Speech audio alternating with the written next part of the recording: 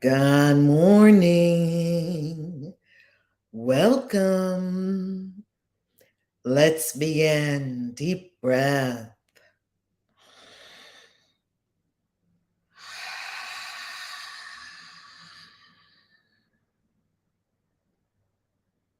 Breathe.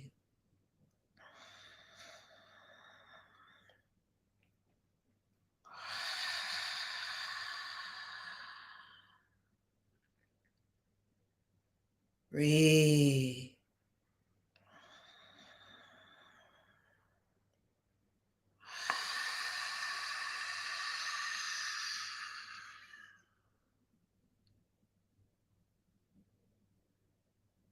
Great Spirit, I am that I am. There is only love here. Ashe.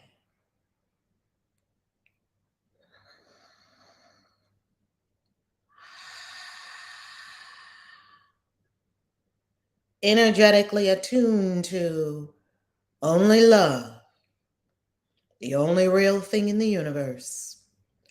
Love and all its progenitors and offspring, joy, peace, abundance, bliss, ecstasy. Yes. Yes.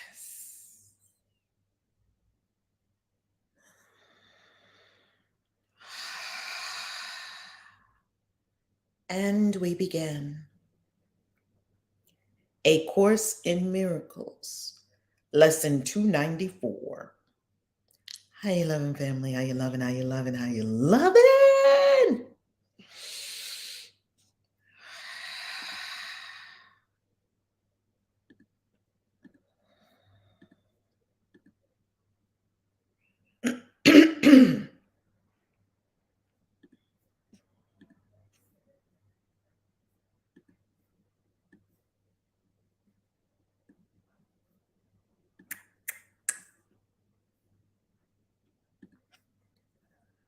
My body is a wholly neutral thing.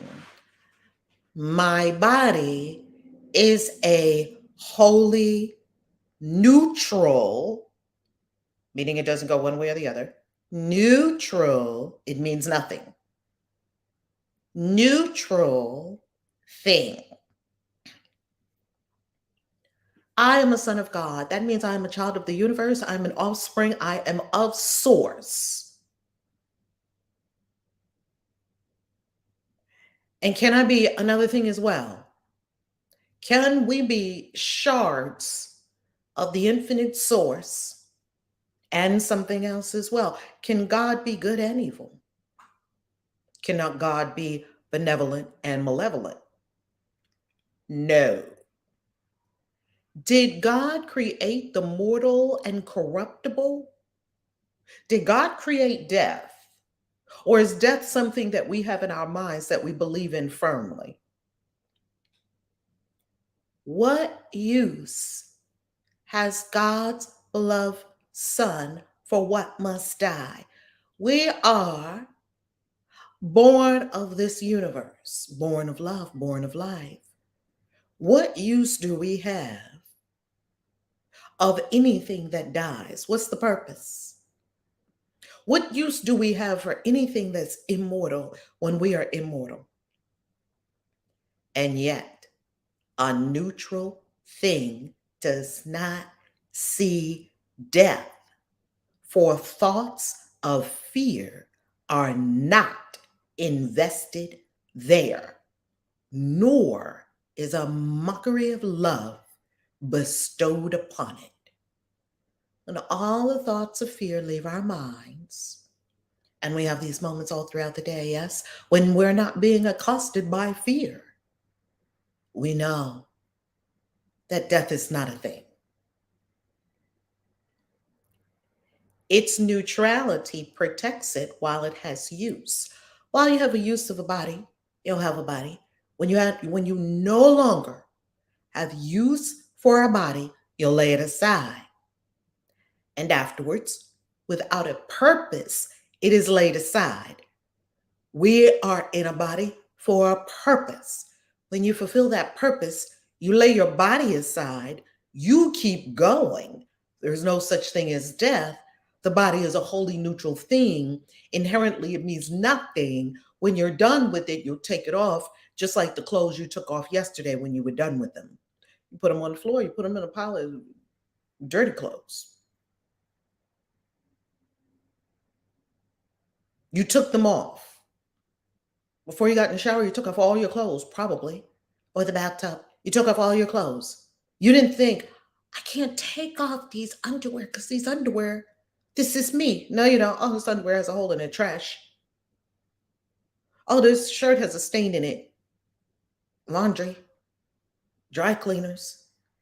We don't have a confusion, any confusion with clothing. You're wearing a body. You're not. We have great confusion with the body. You take off your shirt, the shirt means nothing. The shirt is not part of your identity. You take it off, you don't have any attachment to it unless we create a fake attachment. The body is not sick, nor old, nor hurt. It is but functionless, unneeded, and cast off. Your body is not sick, nor old, nor hurt. These are all mental constructs. Someone asked Billy Forbidden Knowledge about how he looks so young. Billy Carson, how he looks so young. I love watching Billy Carson because he's brilliant. I do believe he's a genius. I do believe he's a super being. Billy Carson said, well, he said, he's humble as always, right? He's a very humble guy. And he said, that he's been taking, pardon me, silver. He's been taking the colloidal silver every day, I think since he was like 25. And he mentioned a couple of other things that he does. And really he said, meditation. When we meditate, we cast off ideas of sickness. When we meditate, we cast off ideas of being hurt. When we meditate, we cast off the great lie. Oh, it's going to be curtains for you. You're going to die. We cast off the lie of death. How? Because we become intimately connected with, identified with this great immortal spirit, infinite and powerful in every way, all knowing, all wise, all love, all good, this infinite beingness of which we are and are participating. We become intimate with this. Oh, this can't die. Oh, I get it. I'm not a body, I'm this. What is this? The great nameless, formless, before time source. Oh, I'm this, not that. Ah, correction for my faulty perception. Let me not see it more than this today. Don't see the body as anything more than a wholly neutral thing of service for a while and fit to serve. It is fit to serve if you have no bad thoughts blocking its fitness. Completely fit to serve, completely fit to do anything you're called to do, anything, whether that's walking a trail, hiking a trail in Sedona, Very fascinating. That sometimes we go and we hike trails in Sedona, or let me give you an even better example, Peru. We go walking in Peru and you're up the steps, up the steps, up the steps, or you go up a hill, up, up, up, up. You don't realize when you're walking the streets of Cusco, you're actually mountain climbing. So all on the side of a mountain. We're in the Andes Mountains and we go up, up, up, and whoo, you know what they call it? They call it thin air, less oxygen. Your body begins to say, what just happened? And then this is what it does because it is fit to serve. It adjusts itself that I'm not in Mexico anymore. I'm in Peru. Fit to serve. Fit to serve. Fit to serve. It's a servant, not the boss. It is a neutral servant. We have it for a while we require it, while it is fulfilling its purpose. When we're done with it, we will lay it aside. The body in no way, shape, or form, I mean that very literally, connotes or denotes identity or selfhood. So someone comes up and pokes your body, ow, we want to fight. This is the great esoteric meaning of Yeshua saying, if someone slaps you on this cheek, turn the other cheek. It is the ultimate acknowledgement. I'm not a body. You can't touch the real me. Throw this body around like a rag doll. You still have not touched the real me, which dwells in the secret place of the Most High, safe under the shadow of the Almighty. We need to understand what these words mean. It doesn't mean let somebody abuse you. Wow, that would be truly a kindergartner's approach to the Bible. That approach gets you in trouble. That approach burned 40 to 60 to possibly 100,000 people because they took thou shalt not suffer a witch to live as a mandate. Just burning people left and right. Burn the witch! Out of control, fear, and hysteria. And if we do not stand for love, these things can break out again on the planet like they broke out in 2020 and 2021. So before they come up with the next thing that you need to be afraid of, before they come up with the next thing that you need to be afraid of, root yourself all the way in love. I am not a body, I am free, for I'm still as God created me. We repeated that for day after day after day after day after day. When were those lessons? Help us. I am not a body. Help me, course. Here we go. Here we go. I'm not a body. I am not a body. I am not a body. I am not a body. I am not a body. I am not a body. I am not a body. I am not a body. I am not a body. I am not a body. I am not a body. How many times does the course say that? Okay, it says it in the text. It says it right here. Lesson 84, I'm not a body. Lesson 91, I'm not a body. Lesson 136, I'm not a body. Lesson 199, I'm not a body. Workbook, yes, 199, I'm not a body.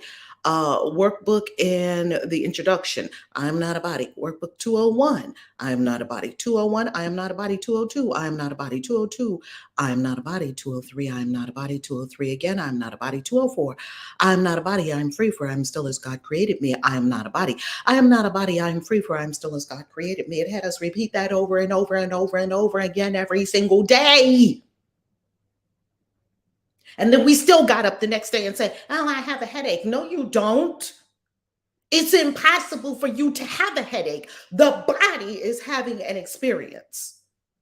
You don't have anything. God can't catch a cold. God can't have a headache. Infinite source energy cannot be sick. You are infinite source energy. Infinite source energy cannot be hurt.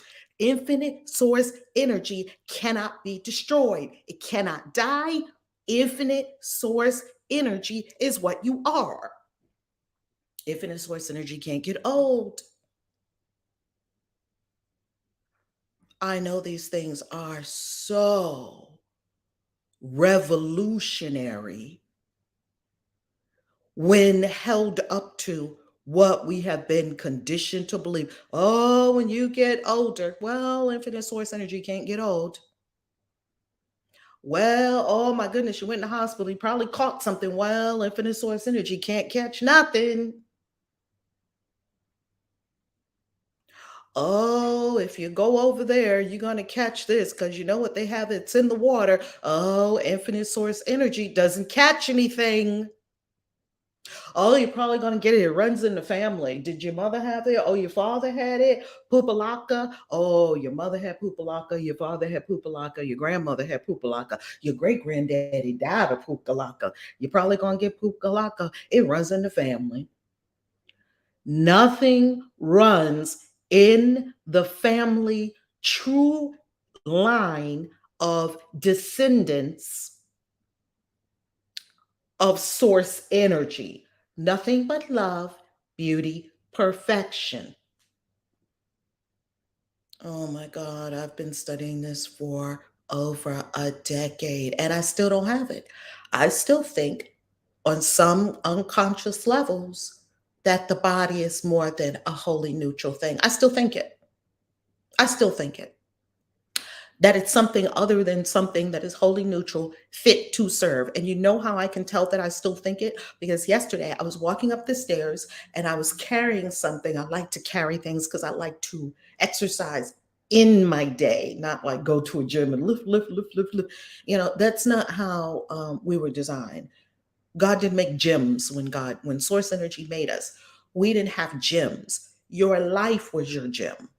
You did things, right? You moved things, you reached, you stretched. So, as much as I can, I like to bake in addition to yoga, in addition to miles and miles and miles and miles of walking all the time. In addition to all of that, I like to build in things that I do that are helpful and beneficial. Expand lung capacity. Yeah, when I go back to Peru, we're going to be good. Expand the lung capacity, right? Whatever, whatever. Here's how you can tell that I do not believe on all levels, that I still don't know it. I've said it thousands of times. I'm not a body, I'm free. I'm not a body, for I'm still as God created me. I'm not a body, I'm free, for I'm still as God created me. We said it together over and over and over and over. Here's how you know you still don't have it. And there's nothing wrong with not having it yet. It means keep practicing until it's fully realized. You can tell there are pockets where it's not fully realized. Here's how: when I was coming up the stairs and I was carrying something heavy, my left knee said, I don't believe. There was a thought embedded in my left knee, and I could feel the thought that said, oh, your knees. Oh, ha, ha, ha. Thank you, left knee, for showing me I still think I'm a body, because a body doesn't get hurt, it doesn't get sick, it doesn't get old, but I still believe it. And you know what? It's hope, completely fit to serve. That's all it's all. That's all it is. It's a tool. A hammer is not getting old. A hammer is a hammer until you need it. Hammer sits there. You don't think about the hammer at all. Same thing like a body. Get up, get the hammer, nail something, put it back in the drawer. That's what you did with a body. Go get a body, put it on, go to this ball called life in the third dimension. Oh, this time I came in as a Chinese woman. Okay. Oh, this time I came in as a Scottish man. Okay. You change your clothes all the time and you change your body all the time. And now the quantum physicists have told us that this is so. They call it conscious agents. That's what Donald Holland calls them. He calls them conscious agents. And he said the whole universe is full of conscious agents, which we have discovered, we knew. Even talking to Truth Seeker the other day, he came into contact with conscious agents that were of the negative kind. Then there are conscious agents that are of the helpful kind, just like people, as above, so below. There's wonderful conscious agents, there's dastardly conscious agents, there's manipulative conscious agents, there's wholly helpful conscious agents. All of it, all of it, all of it is in the universe. Judge nothing. It's all here. Judge nothing. It wouldn't be able to exist if it didn't have some purpose, some learning that we could, something we could glean from it, that God, source, is having us learn from it. Conscious agents, what does that mean? It means that you took on a body, and when you go, and your body is just an icon, that's what he calls it. We call it around here an avatar. You could call it a stunt double. You could call it your ball clothes for this ball gown, this ball you're in for maybe 120, 140 years. And then you'll be out of this ball and you'll be in another one. And as when you go to sleep, you leave out the body all the time. Anyway, all the time. Your body actually gets lighter when you leave your body. They've weighed corpses. They weighed people just before they leave, just before they die, and after they die. There is a noticeable weight change when people die. You get lighter because the real you left, went somewhere else. Wherever you go, you're a conscious agent, and the universe is full of conscious agents. It is but functionless, unneeded, and cast off. Let me not see it more than this today. Let me not see the body as more than this today. Let me not see the body as something that's going to stop me from doing what I want to do. Let me not see the body as getting old. Let me not see the body as getting sick. Let me not see the body as having failings. Let me not see the body as myself. Let me not see the body as something that needs to collide with other bodies. Of service for a while and fit to serve. Of service for a while. It is a servant. And it is a fit servant. Fit. Demand that your body be a fit servant. If it's not a fit servant, some of my rogue thoughts have gotten into the body. Otherwise, if my rogue thoughts weren't in the body, it would be a very fit servant. No problem whatsoever. Stop. I never understood why people do this. Stop. When I was 13, I could not understand why people do this. Somewhere between 13 and 15. I was still a virgin, and they had me go to the GYN. No, maybe I was a little older than that. Somebody that was going to check you. Check you for what? Make sure ain't nothing wrong. People, we have it backwards. You are going, and they keep making it more and more and more.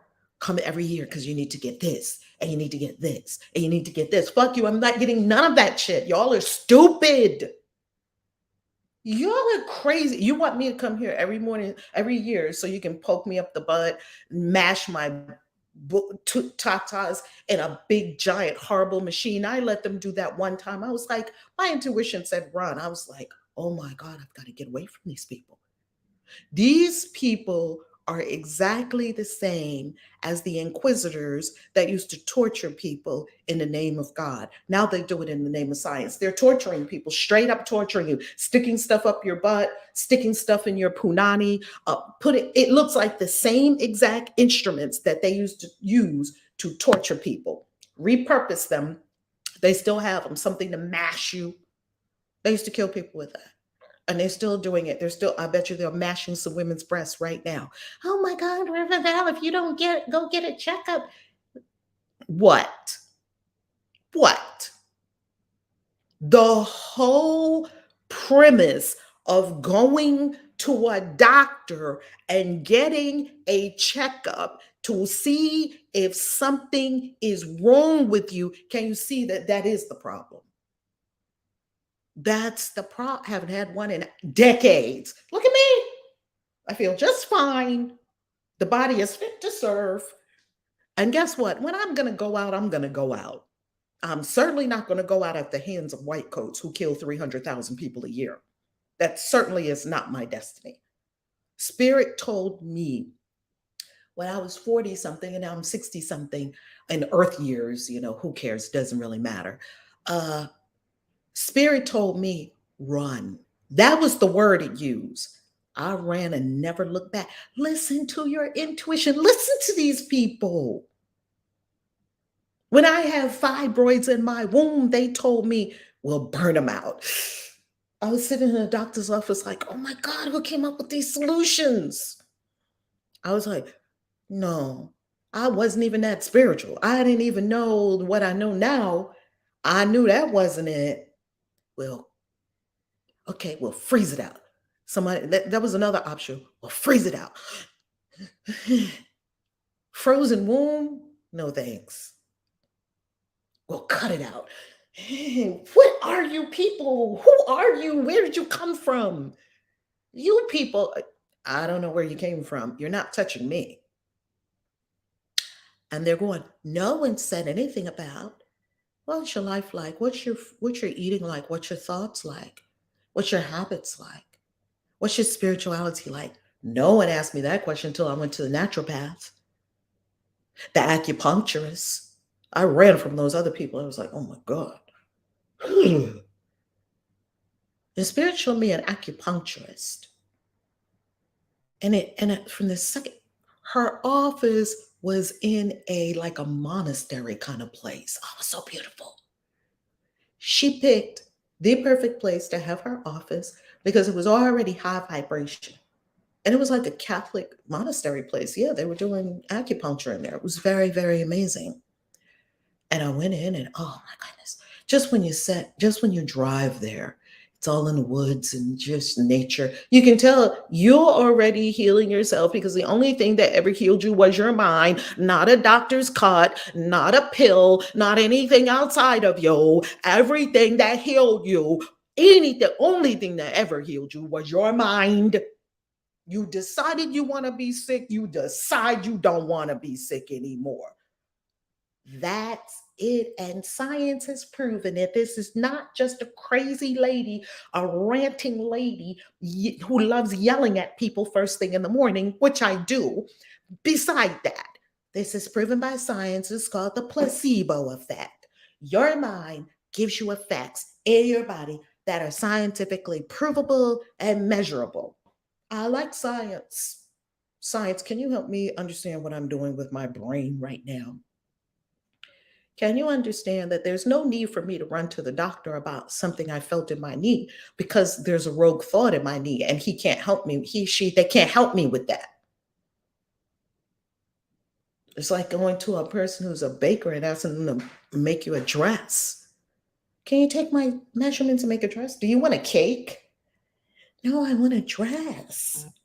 In the bakery, talking about a dress. I want a dress. Come on, do you want a cupcake? Otherwise, step aside. There's people behind you in line. The doctor can't help you with healing. No doctor has ever healed anyone in the history of doctors. As soon as I found that out, I was like, oh, damn. I thought they were God. Well, actually, I kind of didn't because I didn't grow up with the idea and notion of doctors. It's foreign to me. Our mother and our grandmothers were our doctors. They had the potion for everything. Well, I come from a long line of witches, so that would explain a lot. They didn't go to doctors. Do you understand? We did not have all this infant mortality and horrible outcomes for mothers and infants. Even now in hospitals, we talk about the Stone Ages, we talk about the medieval people period. Well, that was in Europe. In Africa, they were doing something different.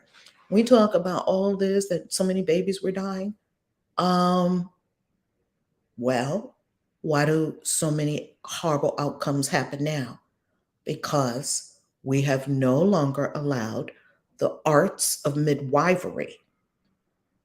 You're going to get a midwife. Oh, midwife, you need to go to the doctor and go into a hospital. That's how brainwashed we are from the natural order of things. And we think the body is someone. These are just a few examples that we think our actions are proving that we think the body is not a wholly neutral thing. We think that the body can be sick, hurt, and die. We think all these things. Now, none of those things are possible, and all that's coming from my mind. So I need to clean my mind. That's what I need to do. And when I clean my mind, the body is perfectly functional, perfectly fit to serve, perfect servant. When I take care of my mind, not just what I know I'm thinking, my entire energetic field, what I don't know I'm thinking, also known as unconscious thoughts, old wounds. This is all energy. Everything is energy, and energy is everything.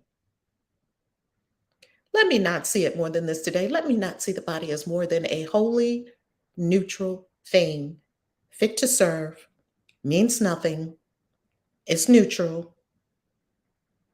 And when I'm done with it, I'm going to lay it aside and I'm going to dance in spirit with all my ancestors and everyone else who dropped their body, unless they just took on another one.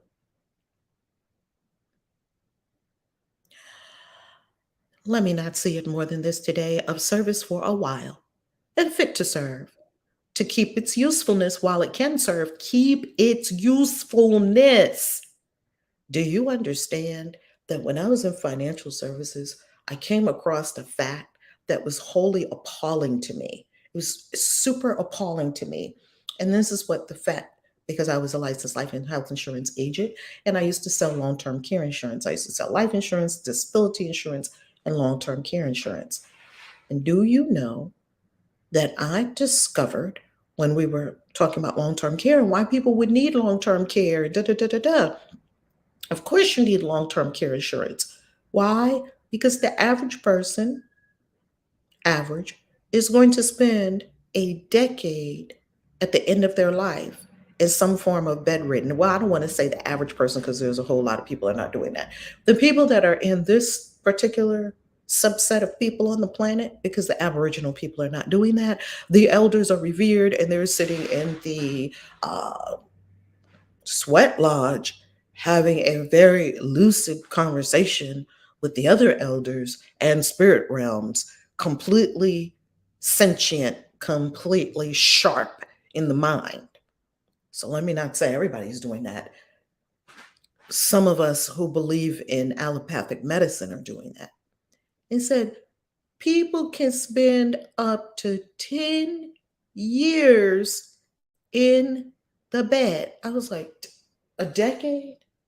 In the bed? I was sitting in the financial planning office like, does anyone? And people were like, yeah, oh, yo, oh, that's so terrible. We definitely, you know what they were convinced of? Oh, that's so terrible. We definitely have to get all our clients long-term care insurance because those 10 years will wipe out all their financial planning work that we did together with them. Oh, this is terrible.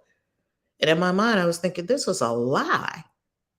This is some bullshit. This is a lie. No, this is a lie. Hold it. I didn't see anybody in my family. I did not witness that. I did not witness people being in the bed for 10 years, lying in what they call an assisted living facility. Where they do that at? Grandma was at home making food, doing this, doing that. We helped her. She was doing this. Great grandma was right there. We lived in a house that was 4 generations. It was me and my brother, my mother, her mother and father, and my grandfather's mother and father upstairs. Wasn't nobody laying around in a bed for 10 years. My great grandmother was doing shit until she was like, okay, I'm out. One of my peeps, they were like, wanted to live to 100. And then they did that and they were, still walking around doing things or whatever, whatever. And then they went out behind the house and sat in a chair and was gone. And it was like, well, she wants to live to 100. Aunt Marvel almost lived to her 100th birthday. Aunt Marvel, my grandmother didn't even do that. She didn't lay around for 10 years. My grandmother was in her 90s. And when she went out, completely sentient, completely clear, having conversation with you.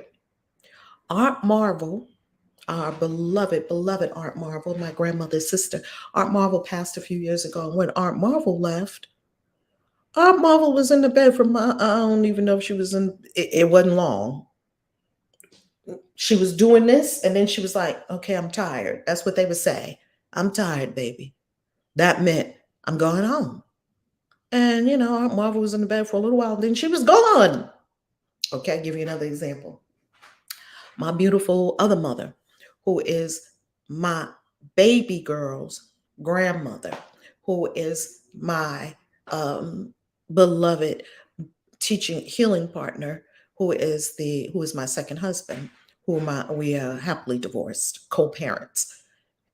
His mom, who is my mom too, she told me that. She said, "Now you know you're mine." I know, right? That's the big mama, right? Grandkid, 8 kids, probably 20 something grandkids, 30, 40, 50 great grandkids. And she always had them with her all the time. Up until the time she was ready to leave here, 90 something. She just left a couple of years ago, dropped her body. 90 something. She was cooking breakfast, going here, taking care of the kids. Come on now. In her complete right mind, doing things. And then one day she said, I don't feel so good. And they said, come on, mama. They used to call her mama. Come on, mama. Let's take you to the hospital. So they took mama to the hospital. And the doctor said, they looked her, scanned her. They were like, mm-mm. And they said, we want to keep her. She said, you ain't keeping me in here. I'm going home. What a smart, smart, smart choice. She said, no, you're not keeping me in here. They were like, okay, mama. Because they did what Big Mama said. You don't really mess with Big Mama. She was the only one that nobody messed with her. You can mess with other people in the family. And she was sweet, kind. She's so sweet and kind. Magnolia, that's her name, right? So sweet and kind and beautiful. And when you got to sit down now, I watched 30 and 40 and 50-year-old her kids sit right down when mama say, sit down, that's enough now. All mouths shut. That's all she had to say. Oh, she could shut it down, okay? And nobody wasn't going to try to go against her. Little teeny petite lady. You would not think she was packing that kind of power if you looked at her. Wasn't nobody going up against Magnolia Ware. Nobody in their right mind. Well, a funny story just came to me about the blackberry pie. Oh my God, the Bella. I'm gonna tell you this story, and then I'm gonna tell you how she left. This is a brief story of how no one messes with Magnolia Ware. She had a husband, and he passed many years ago. When my former husband was 15, 16, he was in high school, and his father dropped dead of a heart attack, went to work. Father of 8 children. It was devastating to the family, very devastating. And this probably was about 45 years ago, something like that. And so here she is with the 8 children, and the youngest ones were in high school. No, maybe middle school. The youngest ones were probably in middle school because my husband at the time was in high school. And he's like third, I think, from the youngest of the 8. Her husband, when he was alive, he was still in the military. He had a heavy hand, discipline, and there was only one out of the 7 one out of the 8 that used to be like, "You ain't telling me what to do," and he would back down from her because she was real spicy. She has a reputation in the family for being spicy, right? Don't mess with her. So I think she got it from her mama. Well, the dad had a real heavy hand. He used to be like, my way to highway kind of thing, right? He was just a strong kind of dude, strong. Well, he wasn't too much in the church, and Magnolia Ware was going to be in church every Sunday if she wasn't going to be anywhere else. And she used to make all this good food. Oh my goodness, sweet potato pies and all of it. So, and she used to go in the backyard. Even when we lived in Maryland, we had this big, huge, lovely mansion. And she used to go out. She would just walk out. If she saw bushes somewhere, she would go straight into the bushes. And she went in the bushes. Did y'all know y'all had these berries back? She came in with a whole bowl of berries. We were like, what? Are they giving out berries like that at the supermarket? Look how modern and unaware we are of nature. She knew all of it. Did you know that y'all have these right back there? No. She would just be back there and picking this and picking that and looking at this leaf. And did you know that this is this? No. Okay. Well, she went to pick some blackberries. She was going to make a blackberry cobbler. And then she sent the kids to the neighbors and said, go get some blackberries off of so-and-so's tree. Because, you know, everybody had the little trees in their backyard. Maybe somebody had some apples or somebody had peaches. And go get some blackberries, because when you go to get the blackberries and you tell them mama is making some blackberry pie, that blackberry cobbler, they run and get the blackberries and give them to the kids to take to the mother, because they know that the mom is going to send them some of the cobbler. So, everybody was on board with getting it because they wanted that blackberry cobbler because it was so delicious. And they would run and get them. Here you go. She made this giant cobbler because, you know, she had to make everything giant because it was 10 of them, 8 kids and the mom and dad. And then the neighbors too. She's going to feed everybody, right? That was how she was, and she is. Thank you for being here with us this morning, my Magnolia Ware mom. So she makes this big, huge blackberry cobbler. Huge. Then she made another blackberry cobbler for Ware, like a portion for him. And then they go to church. And I think we know what happens when you leave a big, bustling man at home with nothing to do and knows you're going to be gone for hours with the fresh made blackberry cobbler, because she would make all these things before she went to church. So, you know, when you come home from church, you're going to be in church all morning or all afternoon. When you come home from church, we already have the whole big chicken sitting there, or the turkey and the ham and the string beans and the sweet potatoes and the macaroni and cheese and the biscuits and cornbread, and biscuits and cornbread. One wasn't enough. Okay, so all of that Sunday. She came home from church and he was sitting on the couch and had he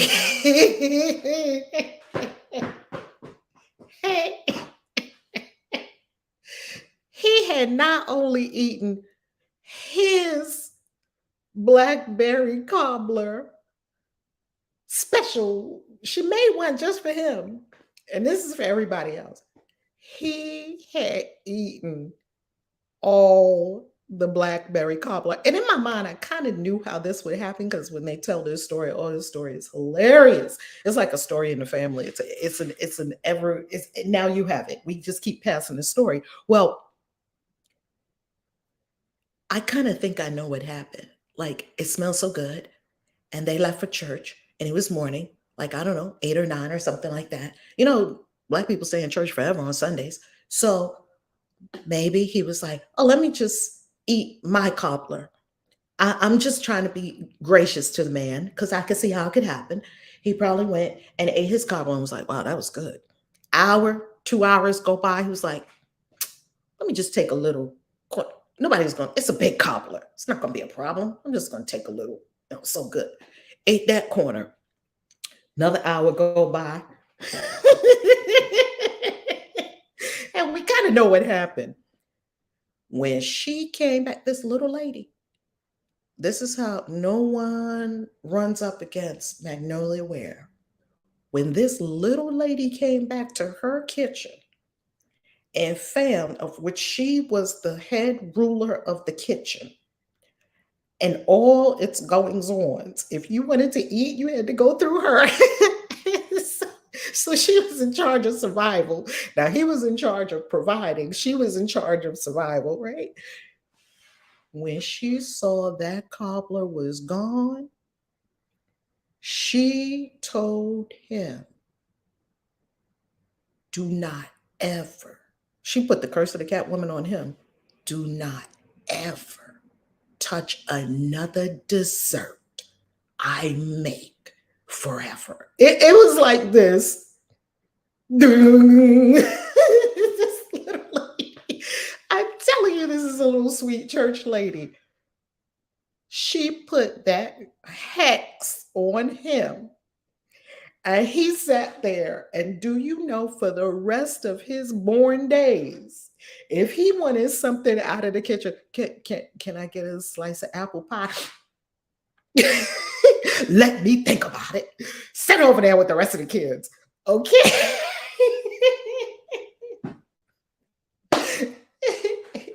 This little lady could bring this big strapping man to heel like that. I mean, this man was a big strapping man telling everybody what to do, except Magnolia Ware. Do you really think someone who lived their life like that was going to let the body take them down for 10 years and lay in the bed for 10 years? Her consciousness would have never allowed for that. Why? Because she was about love, family, service, generosity, humility. She was the nine fruit of the Spirit.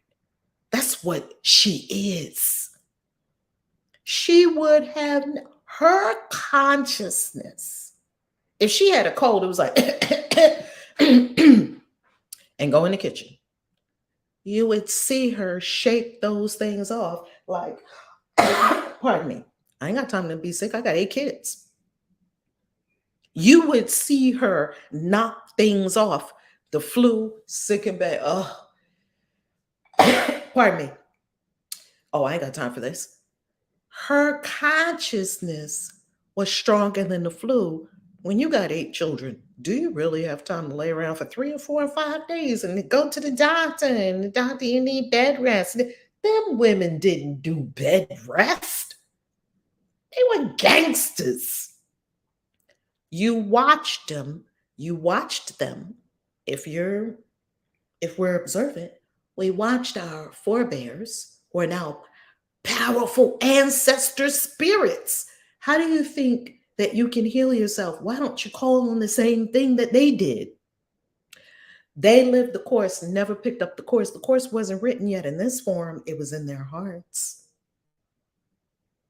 Do you really think they had time to sit around and be sick for months and be in the bed? I don't think I ever saw one day that any of these women were in the hospital. Not one, except my mom when she had an operation. She was in her 70, close to 70.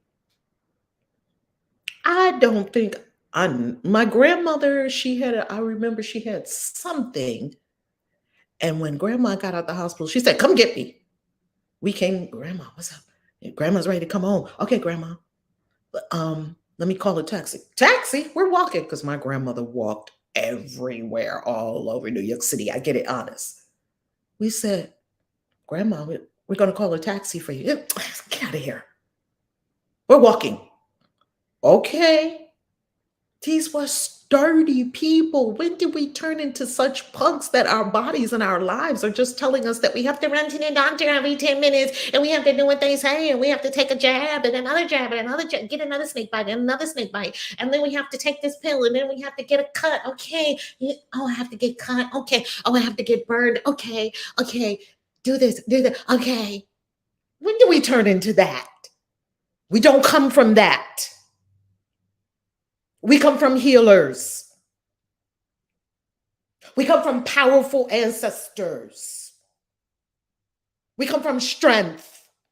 We come from durability and persistence. If you're Black and you're part of the diaspora, you are some of the strongest people that came through the diaspora because your forebears lived through all that stuff. If you came through the diaspora, you don't have any excuse. You're so strong because your forebears came through all of that and they bred you. And now you're going to get here and act like you need somebody to tell you what to do with your own body? It's a disgrace to my ancestors. I refuse to do it. I refuse. It's a disgrace to my ancestors to do anything other than what this course is telling me right now. Because when I hear the course, I hear my grandmothers speaking to me. My grandmothers and my grandfathers, they speak to me. Yours do too. I'm not special. They're talking to all of us. And you can feel it when you're sitting in the doctor's office. Something's not right. Pay attention to that. Something's not right about this. Pay attention to that.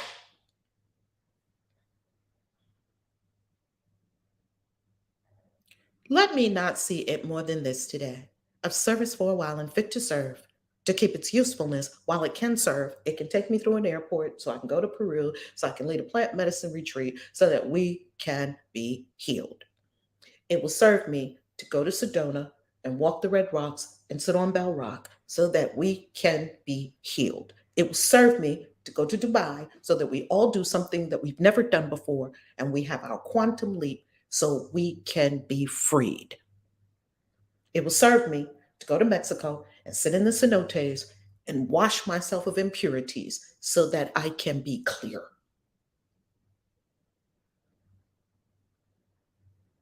To keep its usefulness while it can serve. So your body is supposed to have usefulness all the way up until you're ready to roll. Well, here's how Magnolia Ware dropped her body. She went to the doctor, the hospital, like we said, and the doctor was like, it's close now. And she said, and stay here. And she said, I'm not staying here. And she didn't say it like that. She was like, I'm not staying here. And her kids were like, okay. Because once again, no one goes up against her, right? Not even the big bad dad.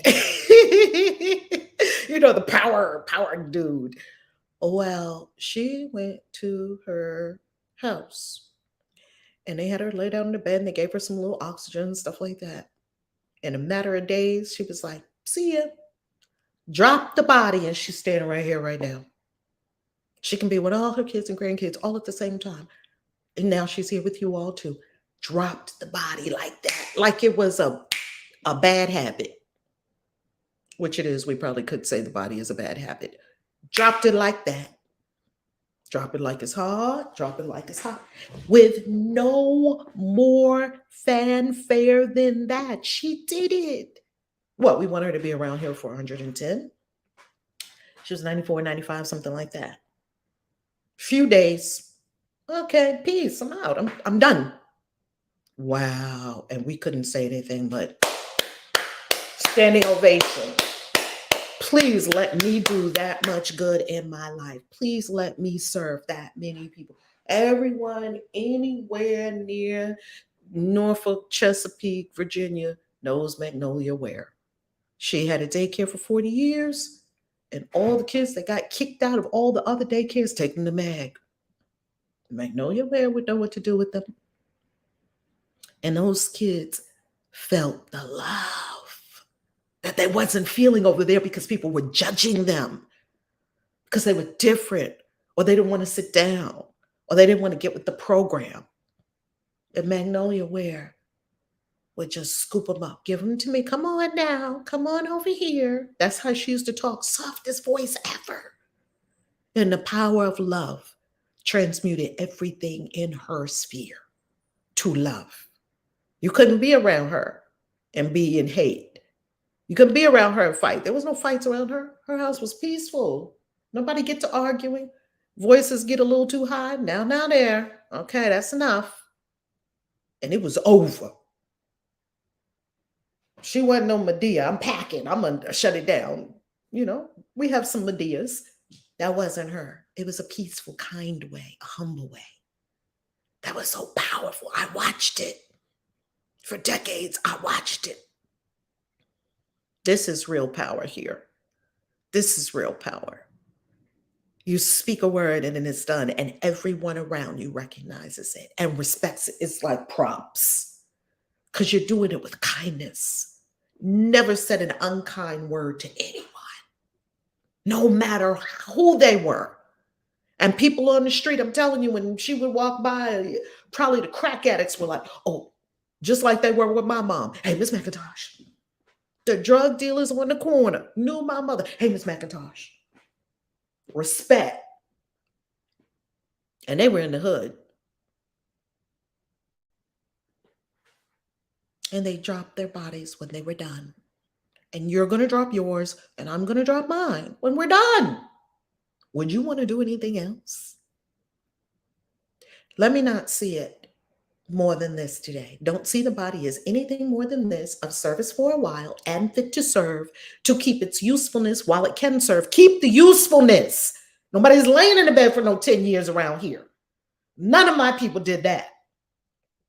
From grandpa to my daughter's grandfather, heart attack, done.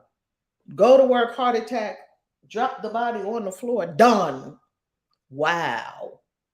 That was a shock. It was devastating for a minute. And we're all going to do it. We're all going to do it. And when you are really okay with knowing you're going to drop your body one day, then you can really get to living. Like they say, if you're still afraid of death, you're not really living. If you're okay with not being in this body, you're okay with being in this body. Let me not see it more than this today. Of service for a while and fit to serve, to keep its usefulness while it can serve, and then to be replaced for greater good.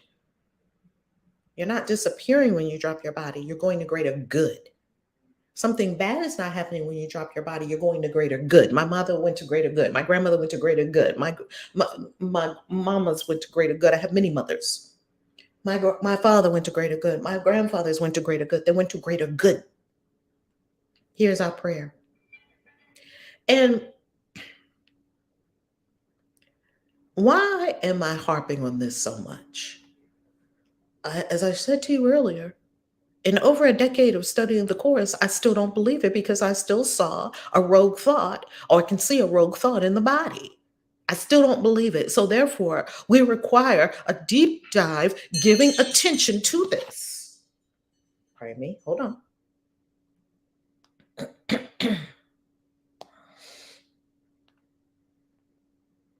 Make sure my chimes.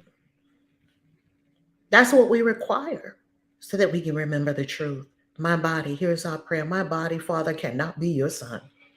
This pile of flesh cannot be the child of God. It can't be. And one is not created, cannot be sinful nor sinless, neither good nor bad. It can't be good or bad. It's neutral. Let me then use this dream to help your plan that we awaken from all dreams we made. Let me use it. It's useful. It's neutral and useful, fit to serve. Useful, neutral, fit to serve. Useful, neutral, fit to serve. That is, of course, Miracles Lesson 294. My body is a wholly neutral thing. We only have 71 more days to go.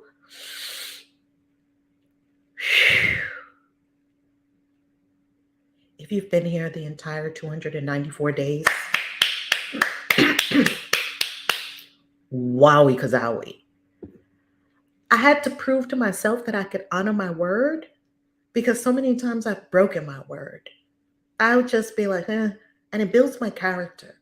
It builds our character to say something and do it, to say it and follow through, make good on your promise. And wow, it is only by the higher self I am that this body has been able to be before you for 294 days straight, marching resolutely, confidently to December 31st, when we shall be together in Mexico,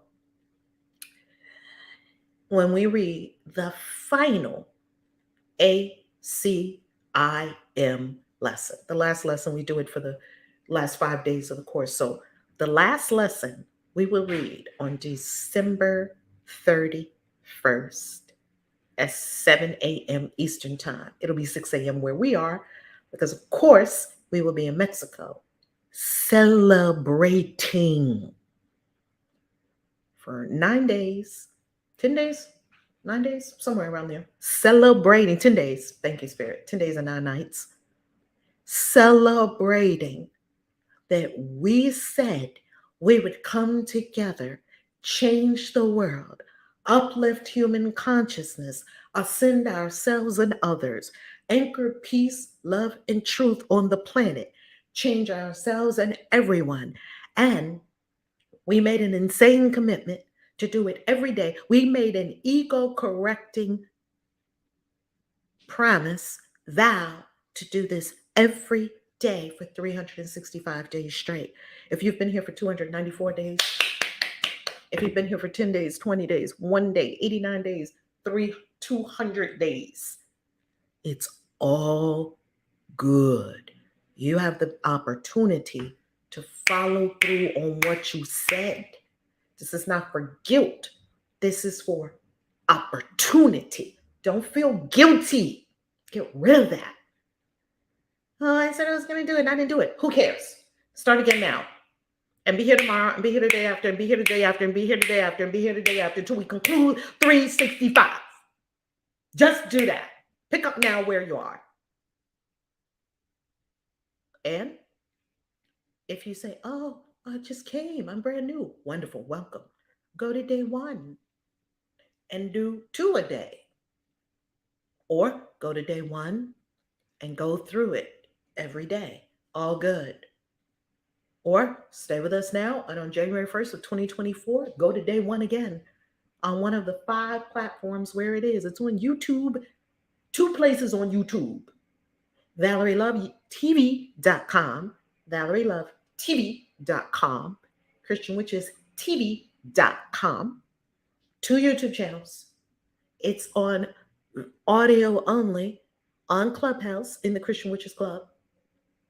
It's on Facebook at the Reverend Valerie Love Facebook fan page, and it is all backed up on Library or Odyssey. Look it up and you'll see what that is. It's in 5 places. You can't miss it. It's everywhere. Why? Because human consciousness is calling for this message now. And all of us in all the ACIM groups, and all the ACIM study groups, and all the teachers holding the reverence and the vibration and the resonance of ACIM, and all of us who study ACIM, all of us are putting forth a ginormous wave of peace across the planet and love, and it's working. I'm Reverend Valerie Love, and it is my honor to be at your service. God bless you. I love you. Remember, none of these have any ads running on them. None of these. So if you feel so inclined, hit that thanks below. Of course, hit the love, the subscribe, the share, whatever you want to do to keep connected with us. Subscribe doesn't really mean what it used to mean. However you keep connected with us, keep connected.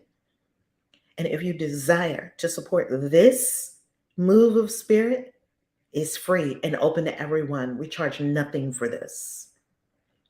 If you desire, be kind, become a member of the channel, and or go ahead and put a thanks on this video. And for all our members, and for all, I just see when I go into my YouTube back office, I just see a long list of all the thanks.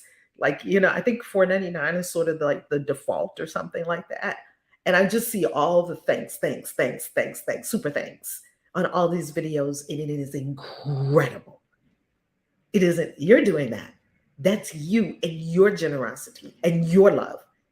That's you doing that. And it is magnificent. If you feel so inclined, please do give a gift to acim.org. acim.org is a foundation, and it is the Foundation for Inner Peace. And I love donating to acim.org.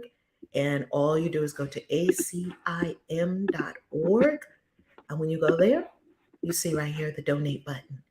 By all means, gift to the Foundation for Inner Peace that is making possible what we are doing. We're all in this together. And so we give as we receive. Also, if you feel so inclined, give to lawoftime.org. Lawoftime.org is also a foundation that is the foundation for the law of time, disseminating truth on the planet about exiting the matrix and remembering that we are infinite beings. And every morning we use lawoftime.org to remind ourselves of the galactic signature the galactic codes for the day. And so if you feel so inclined, also a foundation that you can gift to, please do donate to lawoftime.org, doing incredible work on the planet. All right, Amir Otto, money in the vortex. Let me get my bell, and then we're going to conclude. Where is my bell? I got to get my bell. We have rituals around here on these channels. We got a bell ritual. Money in the vortex. I just love that. It just rings in more abundance. Can't you feel it, family? It's money in the vortex. Amir Otto says, I'm truly loving that commitment with my family. Thank you, gods. Oh my God, Amir. I just love our family. Don't we love our family? This is an incredible family. Have a beautiful day. Peace, Casey out.